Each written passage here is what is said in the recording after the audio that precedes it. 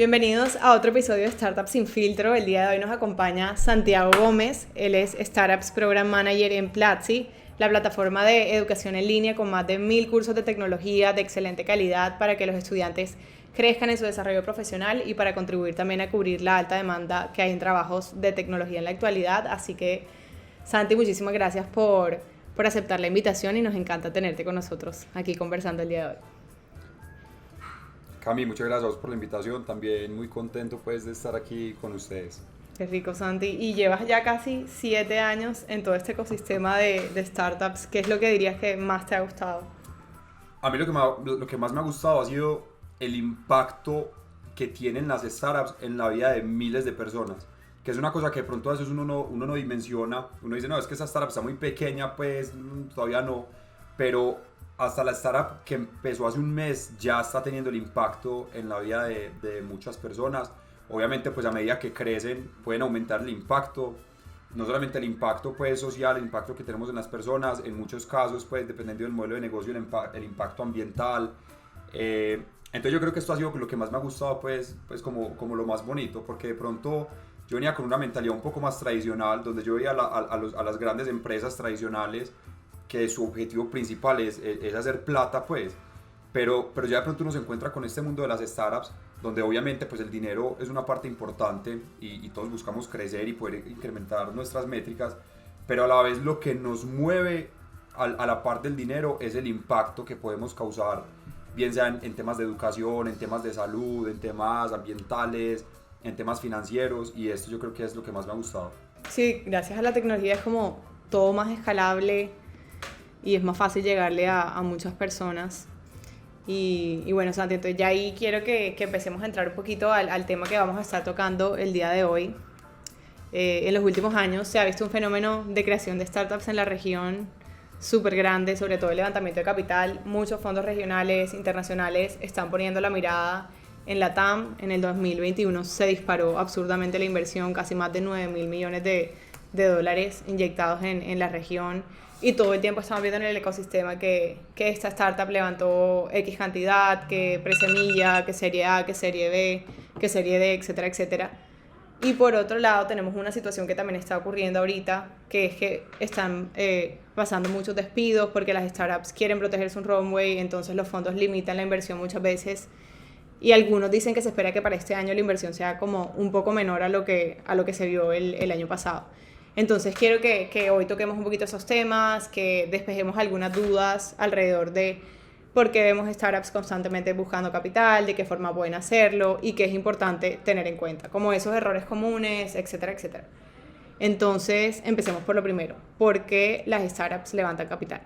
Bueno, las startups levantan capital, digamos que por diferentes motivos. El principal motivo es para lograr pues una palabra clave que vos decías al principio, es escalabilidad. Y lo bonito de las startups es que pues digamos que una de las características principales de una startup es tener un componente tecnológico. Y a mí la tecnología me permite tener un alcance global. Es decir, si yo por ejemplo tengo una tienda de ropa en Medellín, probablemente mis clientes van a ser las personas que viven en Medellín, o de pronto hago envíos a Colombia, la gente que vive en Colombia.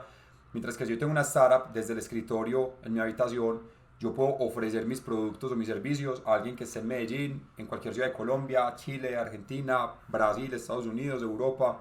Entonces, para poder, digamos que lograr esta escalabilidad que buscan las startups, eventualmente ellos tienen que recibir capital para poder invertir en su infraestructura, en su equipo, en sus estrategias de marketing y demás, y lograr este crecimiento acelerado. Hay muchas startups que digamos que no levantan inversión, tienen algo que se llama bootstrapping, que es digamos que sobrevivir con los ingresos que generamos, y esto está bien, pero lo que diferencia una startup de un negocio tradicional es el crecimiento. Entonces, de pronto, para poner un ejemplo muy rápido, si ponemos un ejemplo, hagamos un ejemplo aquí pues mental, tenemos dos escenarios donde una empresa tradicional arranca en el año 2015 y una startup arranca en el año 2015. Las empresas tradicionales suelen incrementar sus ventas, si les va bien, en un 20% aproximadamente. Entonces, si yo arranqué vendiendo $1.000.000, próximo año va a vender 1.200.000, luego va a vender y va creciendo así, pero va creciendo como en una linecita de 20% anual. Las startups crecen de manera exponencial, es decir, crecen pues en X. O sea que si yo empecé vendiendo $1.000.000 y crezco 2x, luego el otro año ya voy a vender 2, el otro año voy a vender 4, 8, 16, 32 y así.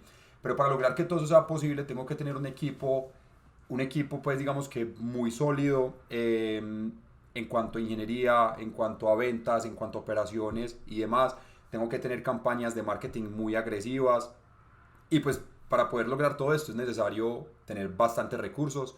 Entonces digamos que el capital es como esta gasolina al cohete para que no se detenga, sino que para que puedas seguir volando muy rápido. Claro, mira, por ejemplo, el caso de Platzi ya tiene más de millones y millones de estudiantes con ustedes. Y quiero que nos expliques también un poquito más en este punto, como brevemente, cuáles son esas etapas de levantamiento de capital y qué consideras que es clave en cada una de ellas. Claro, listo. Digamos que las etapas usualmente inician, cuando una empresa inicia, ellos levantan una serie que se llama Friends and Family, que es cuando yo voy a hablar con toda mi familia y con todos mis amigos. Ellos pues digamos que confían y le apuestan a lo que yo estoy haciendo y esa pues digamos que es como una primera serie. Luego pasamos por una presemilla. Usualmente cuando las startups levantan una presemilla es porque ya tienen un producto validado en el mercado, ya tienen de pronto algo de tracción. Luego de ahí ya pasan a una serie semilla. Es de pronto, Cami, difícil pues dar como números específicos porque en Latinoamérica hemos visto semillas de hasta $8 millones, pero pues digamos que si vamos un poquito a lo normal, las series semillas que hemos visto en los últimos años pueden oscilar entre los 800.000 a los 2 o $3 millones. Y después de la serie semilla ya viene, pues se pueden hacer como unas series bridge, que son como unos puentes entre series, pero pues en términos generales de semilla pasamos a serie A, luego pasamos a serie B, que fue la última ronda que levantó Platzi, y luego de ahí ya vamos serie C, D en adelante. Entonces digamos que algo que nosotros hemos identificado es que para levantar, cuando nosotros estamos en una etapa muy temprana, es decir, cuando vamos a levantar una serie presemilla o semilla, acá juega un papel muy importante, nosotros le decimos la poesía o, o cómo yo le vendo este sueño a los inversores. Cierto, de pronto en estas etapas tan tempranas, aunque ya puedo mostrar algo de tracción y de product market fit, es todavía complejo. Entonces aquí el papel más importante es de pronto cómo yo le vendo este sueño a los inversores que están dispuestos a escucharme, ¿cierto? ¿Cómo hago para convencerlos de que apuesten en esto que yo estoy construyendo porque va a ser algo exitoso? A diferencia de series más avanzadas, de pronto sería B y C, donde ya el sueño está creado, ahora tengo es que mostrar con métricas que esto va a ser el mejor pues que va a ser el mejor negocio. Entonces digamos que es importante pues en temas de preparación saber qué buscan los inversionistas al momento pues, de escoger startups para invertir.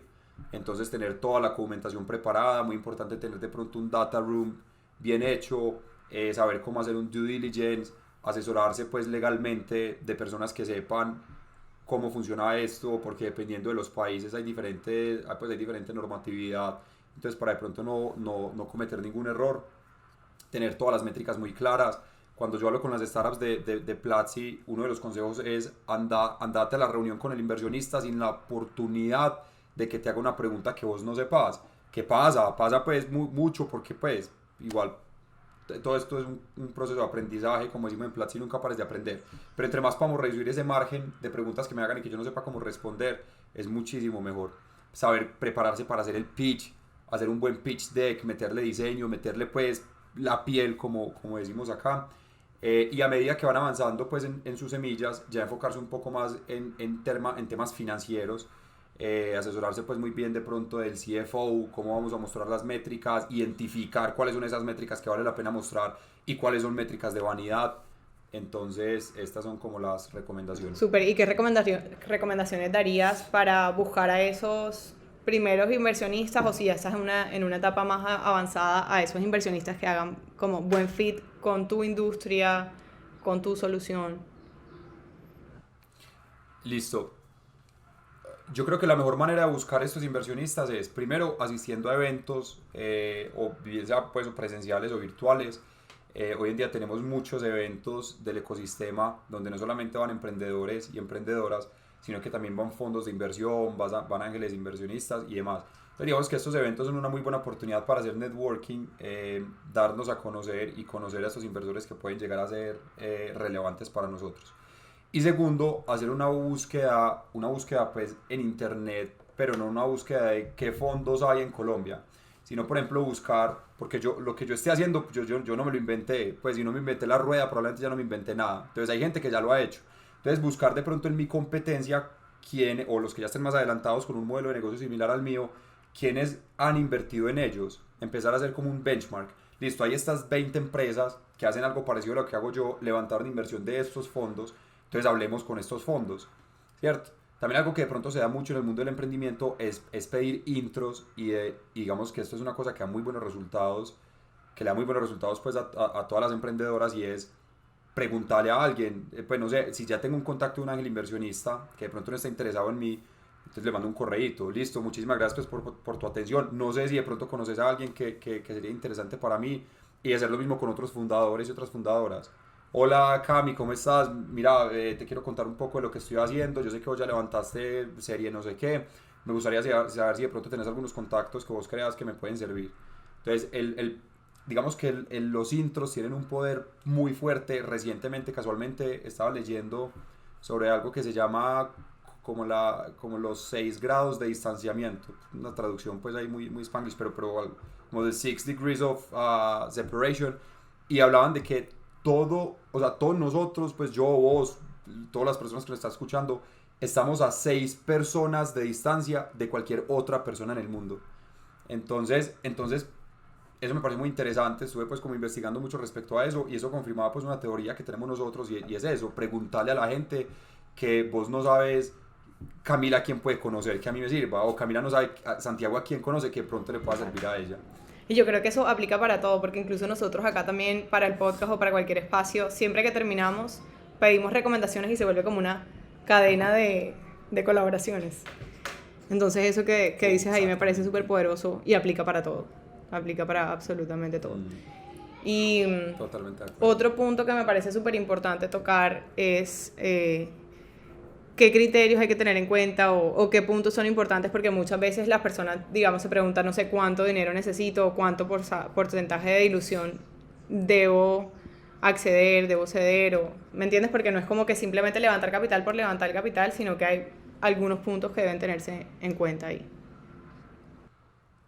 Sí, muy buena pregunta, Cami. Aquí digamos que hay como una analogía un poco bizarra que nosotros siempre le hacemos a las startups y es que conseguir un inversionista es como casarse. Es una persona con la que vos vas a tener que estar ahí constantemente, una persona que te va a preguntar, digamos que entre comillas, a la que le vas a tener que rendir cuentas. Entonces el primer consejo que nosotros damos es escojan muy bien a sus inversionistas. Como vos decías al principio, Cami, creo que el año pasado, y esto también lo vi, creo que en Latback, se me va el nombre en su momento, una revista pues, y se le invirtieron más de 9 millones de dólares, más de 9 billones de dólares en Latinoamérica. Entonces de pronto en Colombia pues particularmente y en muchos otros países de Latinoamérica a veces como que pecamos, como de pronto no estamos acostumbrados a estas cifras millonarias. Yo tengo mi negocio validado, tengo tracción, llega algún fondo a ofrecerme $400,000 a cambio de la mitad de mi empresa y como yo veo esos $400,000 como una suma tan grande, de una voy aceptando. Y eso es pensar al corto plazo. Hay que pensar que a largo plazo yo ya no voy a estar levantando 400,000, sino 80 millones de dólares, 100 millones de dólares. Entonces, si yo le entrego a un inversionista la mitad de mi empresa por 400,000, ya después no voy a tener, o sea, si le entrego la mitad de la torta por 400,000, ya no voy a tener, pues digamos que más torta para ofrecer en las demás rondas de financiación. Entonces, lo primero, pues digamos, como para responder tu primera pregunta, que era cuánto dinero necesitas, si de pronto nosotros vamos a internet, pues y hay diferentes blogs, hay diferentes artículos que muestran una serie de fórmulas que son muy útiles, donde te dice, pues vos tenéis ahí fórmulas como calculando con tu MRR o con tu ARR y una serie de dígitos dependiendo de la industria, eso como que te puede dar un estimado de lo que vos deberías levantar. Sin embargo, y me parece pues, un muy buen ejercicio, pero algo que también recomendamos es, de nuevo, hacer mucho benchmark de cómo está la situación en el mercado. Entonces, cuánto está levantando la competencia y si mi competencia levantó X suma, entonces investiguemos un poquito de la atracción de ellos. Entonces, Y ahí, digamos que todo este benchmark también puede... Dale. Sí, hay qué métricas, algunas métricas que puedas destacar que dirías, estas son súper importantes tenerlas en cuenta, ¿cuáles resaltarías ahí? Bueno, la primera es, digamos que lo que nosotros llamamos la North de las startups, que es totalmente distinto. Star Metric, que es como la métrica norte pues de cada una de las... esa pues sería la primera a evaluar. Nos da pues como un insight de cómo se... Luego ya también sería interesante ver, digamos un poco ya métricas financieras como el LTV, el CAC, el churn rate, el burn rate, porque todo esto está comportando mi competencia en el mercado y si yo estoy mejor que ellos, entonces yo puedo levantar pues una ronda mucho más grande o viceversa. Entonces, ahora, de nuevo, quiero pues hacer énfasis, no voy a levantar dinero basado en mi competencia, esto es solamente como una otra práctica que le agregamos al momento de levantar capital. Entonces, primero hacer los temas de las fórmulas, pues que las fórmulas no se las inventó alguien ayer, sino que eso ya lleva pues varios años en estudio, pero también hacer un benchmark de la competencia y también sentarse a pensar, o sea, sentarse con los socios a pensar, bueno, si levantamos X ronda, ¿qué vamos a hacer con esa plata? O sea, ¿tenemos cómo gastarla o la vamos a dar en los bancos? Y no solamente tenemos cómo gastarla, sino cómo la vamos a gastar y en cuánto tiempo nos la van a gastar. Porque aparte esto es una pregunta que te va a hacer el inversionista, ¿cierto? Pues listo, vos estás buscando $1.000.000, ¿para qué? Ah, no, es que me va a gastar el 50% en equipo, el otro 30% en marketing, el otro yo no sé qué, y esto me va a durar más o menos un año. Entonces, como tener todo eso muy claro antes de salir de pronto, como dijiste vos, a levantar por levantar.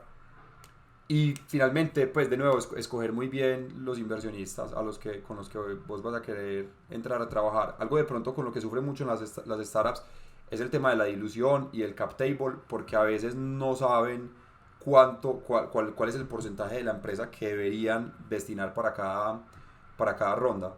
Pero acá es muy importante pensar que más allá de la dilución, o sea, cuando yo me diluyo, eso le está dando una valoración a mi startup, ¿cierto? Entonces, es también como muy importante pensar cuál es la valoración que yo le quiero dar a mi empresa. Por ejemplo, si yo te digo a vos, Cami, invertí por favor $1 en mi empresa a cambio del 10%, quiere decir que mi empresa solamente vale $10. Entonces digamos que todo esto hay que entrar a considerar. Hay también muchos cursos, pues obviamente en Platzi, donde puedes aprender de pronto como todo este tema de cap table, de dilución, de finanzas para startups y hay que estar muy preparado para eso. Uno nunca termina de estar totalmente preparado, pero pues sí hay que conocer los fundamentos antes de salir a negociar. Y en la experiencia que han tenido con las startups que hacen parte del programa de Platzi, ¿cuánto dirías que es un buen porcentaje para una ronda semilla o presemilla cuando estás comenzando? Usualmente para una ronda semilla puede estar, digamos que entre el 10 al 15%, Ujú. dependiendo. Ujú. Listo. Y otro punto importante en el que yo creo que hay que tener muchísima claridad es lo que decías, bueno, tener claro las métricas, la competencia, etcétera, pero también tener muy claro y breve la información sobre qué solución estoy ofreciendo, poder comunicar esa idea efectivamente, que sea clara. Entonces, en cuanto al pitch, ¿qué dirías que quieren ver y que no quieren ver los inversionistas? Súper esta pregunta. Mira, los inversionistas quieren ver, nos vamos a enfocar en etapa temprana, ¿cierto? Presemilla, semilla. Sí, sí, sí, Sí, enfoquémonos y después tocamos un sí. poquito también, ¿no? Listo. Listo. Mira, el inversionista quiere ver. O sea, lo primero es que al inversionista no le podemos maquillar números, porque el inversionista. Vea, cuando una persona hace un pitch frente a un inversionista, el pitch a vos no te va a cerrar una ronda de inversión. El pitch lo que hace es como abrirte la puerta de la oficina del inversionista y sentarte con él, pues después a negociar. Entonces, si yo en un pitch le digo a un inversionista que no, que es que yo soy la berraquera porque estoy vendiendo $10 millones al año para endulzarle el oído, y después llego a la oficina del inversionista, él ya me va a pedir pues estados financieros. Entonces lo primero es no maquillar los números. El inversionista quiere escuchar la información tan real como sea, sin absolutamente nada de, pues, como nada que no sea verídico, pues. Pero el inversionista quiere escuchar cuál es el problema que vos estás solucionando y cómo lo estás solucionando, ¿cierto?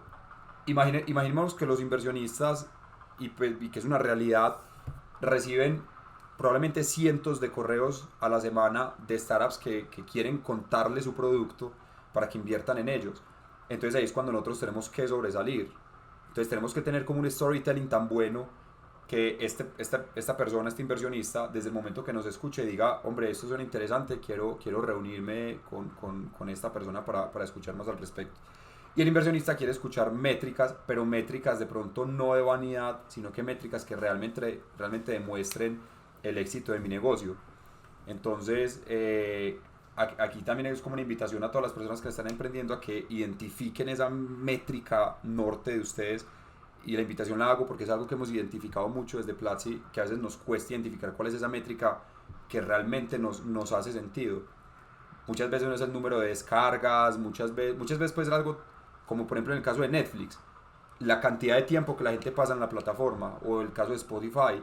En el caso de Uber ya podría ser el número de viajes completos, en el caso de Platzi. Entonces digamos que es muy importante identificar esta métrica norte, y esto es lo que quiere escuchar el inversionista, porque además pues vamos a dar una imagen como de hombre, si sabemos de lo que estamos hablando.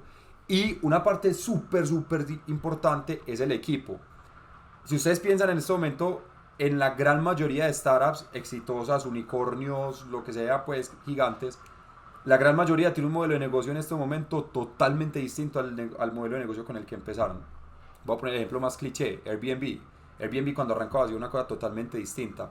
Entonces, muchas veces el inversionista no invierte en el producto, en el servicio que yo estoy ofreciendo, sino en el equipo, porque quiere ver que sea un equipo que tenga la posibilidad de entender el mercado, de cargar el peso de la startup y llevarlo a donde sea necesario. Entonces acá nosotros ponemos un ejemplo. Si por ejemplo Freddy Vega, el fundador de Platzi en este momento, arranca una nueva startup, va donde los inversionistas y les dice, voy a arrancar esta startup, pero ni que la ha arrancado todavía. Ellos les van a decir, no, tenga la plata de una vez, no, usted no me tiene que decir nada, porque es una persona que de pronto ya en el ecosistema tiene pues como experiencia y nombre, que los inversores saben que ha podido llevar a Platzi donde está en este momento. En el caso de pronto de nosotros que estamos empezando en este mundo de las startups, contémosle a los inversores por qué somos mejores en el mercado, o sea, por qué entendemos la industria. Si de pronto mi startup es una fintech, contémosles de experiencia relevante que tengamos dentro del equipo en la industria pues financiera, o en la industria tecnológica, pues si mi startup tiene un componente de tech. Entonces es muy importante hablar del equipo, el inversionista siempre quiere escuchar eso, y finalmente el inversionista quiere que la gente sea lo más breve posible. Entre uno menos se extienda con un inversionista es mucho mejor. Mira, por lo menos lo que tú dices, la escuela, por ejemplo, de Y Combinator, muchas veces las startups que pasan es como que confían en el equipo y terminan pivoteando completamente todo el proyecto al final. Eso pasa muchísimo. Y me gustaría rescatar también el tema que tocaste ahorita de las métricas de vanidad, porque de nada sirve tú tener, no sé, 100.000 usuarios si nada más están usando 100 personas su plataforma. Creo que ahí tocaste Exactamente. dos puntos súper importantes. Exactamente. Y ya cuando la startup está en una etapa un poquito más avanzada, que va a levantar, no sé, su serie A o serie B, serie C, algunos consejitos que dirías que son claves a tener en cuenta al momento de presentar ese... Sí, pues mira, ya digamos cuando estamos hablando de series un poco más avanzadas, los consejos son, primero, ¿cómo decirlo? Como una visibilidad a nuestros estados financieros lo más clara posible. Como decía pues al principio, aquí ya no estamos vendiendo el sueño, sino que estamos vendiendo nuestros resultados y lo que hemos logrado hasta el momento. Entonces es muy importante no solamente mostrar métricas, o sea, es muy importante mostrar métricas en cuanto a cuántos usuarios tenemos, cuántos de esos están pagando, cuál ha sido nuestro crecimiento, cómo estamos en temas de growth, cuánto dinero estamos gastando versus cuánto estamos adquiriendo, cuánto ha crecido el equipo. Todo esto es súper importante. Pero también es muy importante compartir con los inversores aprendizajes que hemos tenido a lo largo del camino, porque pues digamos que esto es algo que también agrega mucho valor para ellos.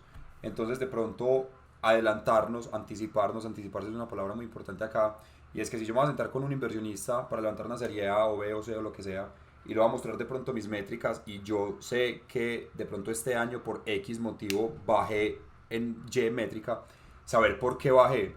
Y no solamente decir, no, es que yo bajé esta métrica, pues ya, yo sé que la bajé, pero ¿por qué la bajó? Y no solo por qué la bajó, sino cómo va a hacer para volverla a subir. Y no solamente cómo va a hacer para volverla a subir, sino cuánto se va a demorar en volverla a subir. Entonces, todo esto pues, en temas de anticipación en rondas más avanzadas es también exageradamente importante. Y de nuevo, el equipo, ¿cierto? Ya de pronto los inversores saben quién es el equipo fundador, pero de pronto también ven cuáles son esas adquisiciones que han hecho para su capa de liderazgo, que esto también pues es algo que le agrega mucho valor a las empresas, porque finalmente las empresas son equipos y los equipos son personas. Entonces esto es algo que también quieren ver los inversionistas. 100%. Y de pronto algo por añadir ahí también como el potencial de mercado, como cuánto puedes cubrir y cuánto es el potencial de crecimiento también a futuro. Creo que valdría la pena rescatar eso ahí también. Exactamente. Y bueno, Santi, yo creo que ya vamos llegando casi que al final de esta conversación. Yo creo que han salido insights extremadamente valiosos. Me gustaría que nos dejes con algún consejo final que quieras darle a futuros fundadores o fundadoras que están atravesando el proceso ahorita. Bueno, el principal consejo para las personas que están escuchando es hagan esa llamada, manden ese correo, hagan esa invitación. Nosotros hemos identificado a veces como mucha incertidumbre y mucho miedo al momento de levantar capital o al momento de tratar de adquirir un cliente inclusive. Entonces, lo peor o sea, cada que vayamos a tomar una decisión, pensemos qué es lo peor que puede pasar. Y si lo peor que puede pasar no es algo que me vaya a destruir la vida o destruir la vida de alguien más, vamos, que entonces lo peor que puede pasar es nada. Y si no pasa nada, pues vuelvo y lo hago de una mejor manera. Y lo mejor que puede pasar es que me digan que sí y aprender de esto. Entonces esa es la principal invitación. Yo sé que en este momento, pues por toda la crisis que estamos viviendo global, son de pronto épocas de incertidumbre, un poco de miedo, de cansancio, pero pues finalmente muchas de las mejores startups a nivel global se han creado en época de crisis. Es posible que pase lo que dijiste vos, Cami, es posible que la inversión en startups en Latinoamérica pues en el próximo año puede llegar a reducir un poco, pero esto no quiere que se va a desaparecer. Y pues inclusive si se reduce, si se disminuye, va a ser inclusive mejor que lo que fue el año antepasado o hace 3 o 4 años atrás. Entonces, nunca paren de aprender, nunca paren de creer, nunca paren de soñar, que ya todo lo demás viene por añadidura, y nunca tengan miedo a hacer algo si lo peor que puede pasar no le va a destruir la vida ni a usted ni a nadie más. Solamente vayan, que lo mejor que puede pasar es que les digan que sí, y lo peor que puede pasar es que les digan que no, y si les digan que no, pues aprenden y lo vuelven a hacer. 100% de acuerdo contigo, Santi. Y si de pronto alguien te quiere hablar para cualquier consejo, lo que sea, ¿dónde te pueden escribir? A mí me pueden agregar, pues me pueden encontrar en LinkedIn, Santiago Gómez Osorio. Pues yo creo que en Colombia probablemente hay 10.000 Santiago Gómez Osorio, entonces ponen Santiago Gómez Osorio Platzi y ahí me encuentran.